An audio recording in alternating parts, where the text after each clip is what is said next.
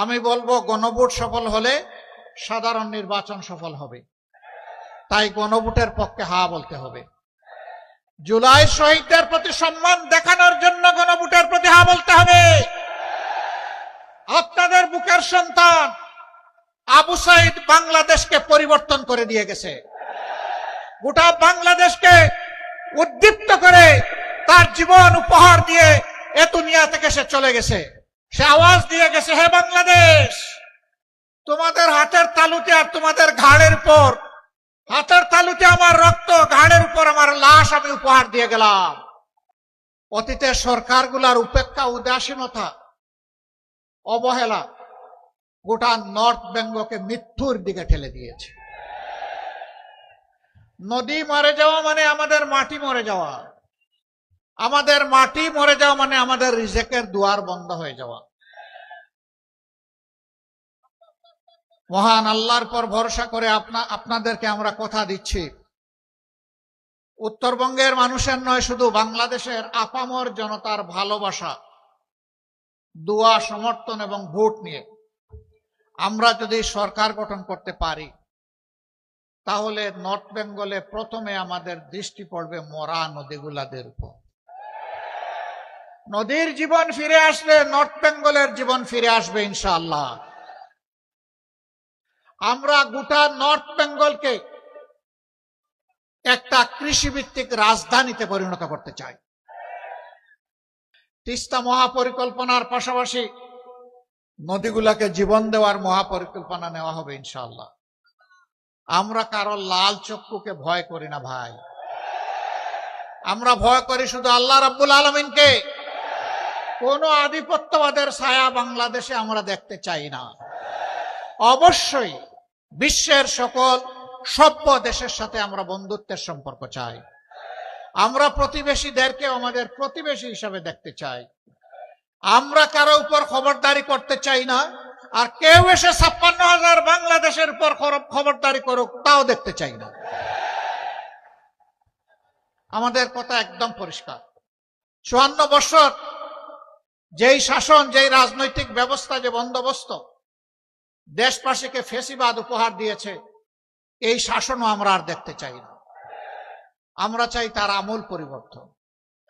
সেই আমূল পরিবর্তনের সময়টা আপনাদেরকে, দেশবাসীকে হাতছানি দিয়ে ডাকছে আগামী 12 তারিখ। একসাথে দুটি ভোট ইনশাআল্লাহ অনুষ্ঠিত হবে, গণভোট আর সাধারণ নির্বাচন। আমি বলবো গণভোট সফল হলে সাধারণ নির্বাচন সফল হবে, তাই গণভোটের পক্ষে হা বলতে হবে। জুলাই শহীদদের প্রতি সম্মান দেখানোর জন্য গণভোটের প্রতি হা বলতে হবে। আপনাদের বুকের সন্তান আবু সাইদ বাংলাদেশকে পরিবর্তন করে দিয়ে গেছে, গোটা বাংলাদেশকে উদ্দীপ্ত করে তার জীবন উপহার দিয়ে এ দুনিয়া থেকে সে চলে গেছে। সে আওয়াজ দিয়ে গেছে, হে বাংলাদেশ, তোমাদের হাতের তালুতে আর তোমাদের ঘাড়ের উপর, হাতের তালুতে আমার রক্ত, ঘাড়ের উপর আমার লাশ আমি উপহার দিয়ে গেলাম। আমাদের স্বপ্ন বাস্তবায়নে তোমরা শহীদদেরকে ভুলে যেও না। আমরা কথা দিচ্ছি, আমরা ভুলে যাব না ইনশাআল্লাহ। ওরা কি চেয়েছিল?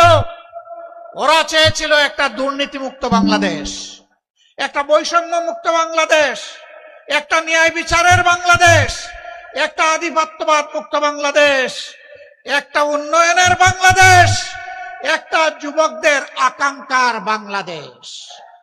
রাস্তায় নেমে স্লোগান দিয়েছিল, উই ওয়ান্ট জাস্টিস। বুক পেতে দিয়ে বলেছিল, আমার অধিকার আমাকে দাও, নইলে আমাকে গুলি দাও। ডানা মেলে বলেছিল, বুকের ভিতরে তুমুল ঝড়, বুক পেতেছে, গুলি কর। গুলিকে পরোয়া করে নাই। দেশবাসী, আমরা কি আবু সাইদ ও তার সঙ্গী শহীদদের কাছে ঋণী নই? এই ঋণ পরিশোধে আপনারা প্রস্তুত আছেন? সদা জাগ্রত পাহারাদার হিসাবে সবাইকে প্রস্তুত থাকতে হবে। আকাশ, নীল আকাশ, মাঝে মাঝে আকাশে শকুনের ছায়া দেখা যায়। ওই শকুনের ছায়া যেন বাংলাদেশের মাটিতে পড়তে না পারে। আপনারা সাবধান থাকতে পারবেন তো? পরপর তিনটা নির্বাচন, 14, 18, 24। আমাদের যুব সমাজ, আমাদের সাধারণ মানুষ, আমাদের ভাইয়েরা বোনেরা একটাও ভোট দিতে পারে নাই। যুব সমাজ তাদের জীবনেও একটা ভোট দিতে পারে নাই। এবার অনেক অপেক্ষার পর আগামী 12 তারিখ আসছে। এই 12 তারিখ শহীদদেরকে সম্মান করতে গিয়ে বাংলাদেশের বস্তা পছা অতীতের 54 বছর যেই ব্যবস্থা শাসকদেরকে দুর্নীতিবাজ, চাঁদাবাজ, দখলবাজ, মামলাবাজ, হত্যাকারী, খুনি, ধর্ষক এবং আয়নাগরের নায়ক নায়িকা বানায়, তা পরিবর্তন করে দেওয়ার জন্য আমরা হা ভোট দেব ইনশাআল্লাহ। হা ভোটের পক্ষে জোয়ার তুলতে হবে। সেই হা ভোটের জোয়ারে অতীতের বস্তা পচা সমস্ত ব্যবস্থা যেন ভেসে যায়। আমরা মহান আল্লাহর উপর ভরসা করে কথা দিচ্ছি, ঘরে বসে উত্তরবঙ্গকে আপনারা রাজধানী বানাবেন ইনশাআল্লাহ।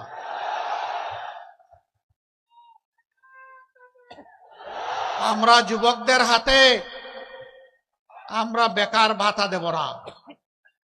বেকার ভাতা বেকার তৈরির কারখানায় পরিণত হবে। আমাদের যুবকরা বেকার ভাতা চায় না।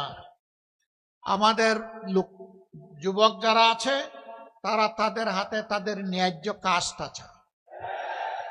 আমরা ইনশাআল্লাহ প্রত্যেকটা যুবক যুবতীর হাতকে আমরা বাংলাদেশের দেশ গড়ার কারিগরের হাতে পরিণত করি। আমরা তাদেরকে বাস্তব শিক্ষা দিয়ে দক্ষতা তাদের হাতে আমরা তুলে দেব।